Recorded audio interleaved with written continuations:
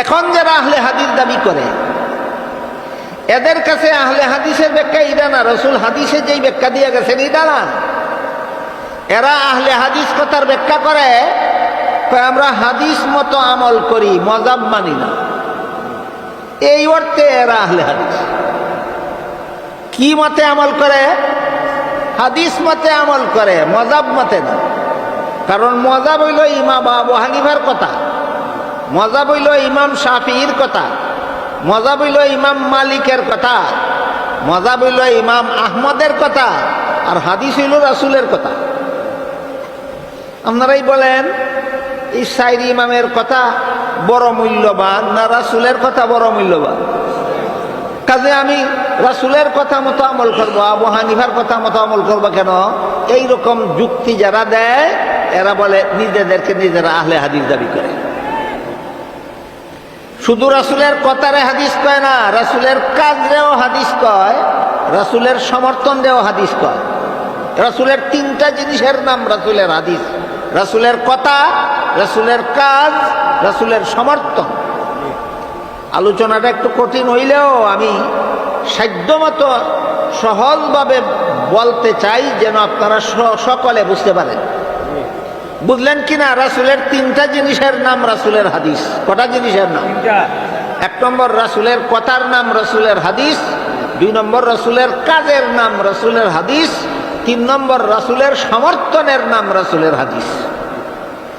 বর্তমান সমাজের আহলে হাদিস দাবিদারদের কথা হইল আমরা এই অর্থে আহলে হাদিস যে আমরা ইমাম আবু হানিফার কথা মতো কাজ করি না, আমরা নবীর হাদিস মতো কাজ করি।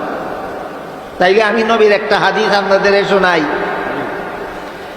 এক হাদিসে উল্লেখ আছে রাসূল করিম সাল্লাল্লাহু আলাইহি ওয়াসাল্লাম 9 জন বিবি একত্রে নিজের ঘরে রেখেছেন। আপনাদের অনেকেরই জানা নাও থাকতে পারে, 2-4 জনের জানা থাকতেও পারে। যদি কারো জানা থাকে বলেন নবীর ঘরে বিবি ছিলেন কয়জন? হাদিসে আছে কিনা? হাদিসে আছে কিনা? হ্যাঁ আছে, হাদিসে আছে নবী 9 জন বিবি ঘরে রাখছেন। ইমাম আবু হানিফা বলেন এই হাদিস আমল করা তোমার জন্য হারাম। ইমাম শাফিঈ বলেন এই হাদিস আমল করা তোমার জন্য হারাম। ইমাম মালিক বলেন এই হাদিস আমল করা তোমার জন্য হারাম। ইমাম আহমদ বিন হাম্বল বলেন এই হাদিস আমল করা তোমার জন্য হারাম। এবার কইয়া যা হাদিস মানুষ না মজাব মানুষ? ঠিক করে রাখো,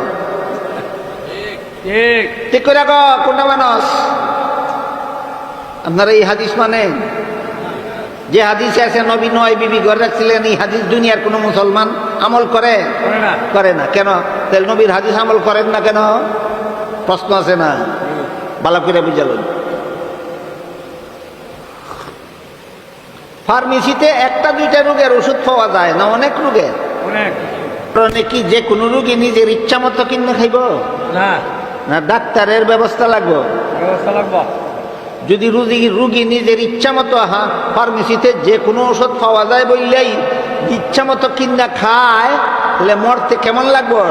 মরতে বেশি সময় লাগবো না তাড়াতাড়ি মরব? ঠিক তেমনি ভাবে বর্তমান দুনিয়ার মুসলমান উম্মতের হাতে রাসূলের রেখে যাওয়া প্রায় 10 লক্ষ হাদিস আছে। কি পরিমাণ? 10 লক্ষ হাদিস আছে। এর মধ্যে মাত্র 3000 হাদিস উম্মতে আমল করার জন্য। বলেন কত হাদিসের মধ্যে কত হাদিস আমল করার জন্য? 3000 হাদিস আমল করার জন্য। আর বাকি 9,97,000 হাদিস কিসের জন্য? এটা একটা প্রশ্ন লাগে না?